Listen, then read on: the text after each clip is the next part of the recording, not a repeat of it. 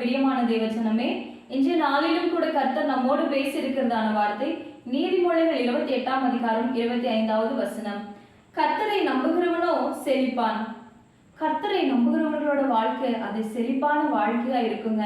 இந்த நாளிலும் கூட நம்ம கர்த்தரை நம்புகிற அளவு எந்த அளவுக்கு இருக்குன்னு சொல்லி நம்ம ஆராய்ந்து பார்க்கிறவர்களாய் நம்ம இருக்கணும். நம்ம முழு மனதோடு கூட முழுமையாய் ஆண்டவரிடத்தில் நம்ம அன்பு செய்கிறவர்களாய் நம்பிக்கையா இருக்கிறவர்களா இருக்குமா, இல்லை நமக்கு நன்மை செய்கிறப்ப மாத்திரம் நம்ம கர்த்தர் மேல் அதிக நம்பிக்கை உள்ளவர்களாய், நமக்கு சில காரியங்கள் நடக்காம அது தாமதமா இருக்கிறப்போ ஆண்டவர் மேல வைக்கிறதான நம்பிக்கை விசுவாசம் குறைஞ்சு போய் ஆண்டவர் இதை பார்க்க மாட்டேங்கிறார், ஆண்டவர் இதை செய்ய மாட்டேங்கிறாருன்னு சொல்லி ஆண்டவர் மேல இருக்கிறதான நம்பிக்கை குறைந்து போகிறதா இந்த நாளை நமக்கு இருக்கான்னு சொல்லி நம்ம இந்த நாளில ஆராய்ந்து பார்க்கணுங்க.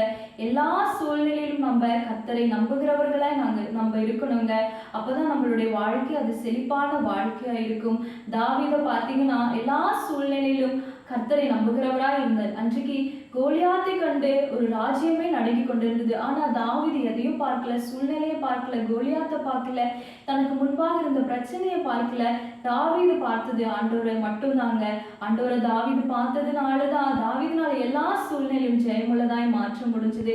இந்த நாளிலும் கூட நம்மளுடைய விசுவாசம் கர்த்தர் மேல வைத்திருக்கிறதான நம்பிக்கை இந்த நாளை நம்ம அதிகமா இருக்கும் பொழுது, சூழ்நிலை பார்க்காத பொழுது நிச்சயமாகவே நம்மளுடைய வாழ்க்கையும் கர்த்தர் செழிப்பான வாழ்க்கையை மாற்ற அவர் வல்லவரா இருக்காருங்க. இதற்காக நம்ம ஜெபிப்போமா?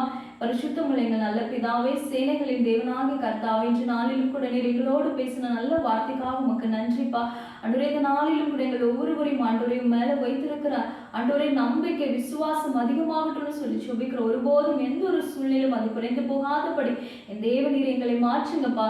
எங்களுடைய வாழ்க்கை வெற்றியுள்ள வாழ்க்கையை ஜெயமுள்ள வாழ்க்கையை மாற்றுங்கன்னு சொல்லி உங்களுடைய கருத்தில் ஒப்புக் கொடுக்கிறோம். இயேசு கிறிஸ்துவின் நாமத்தில் ஜெபிக்கிறீங்க நல்ல பிதாவே. ஆமென், ஆமென். God bless you. God bless you.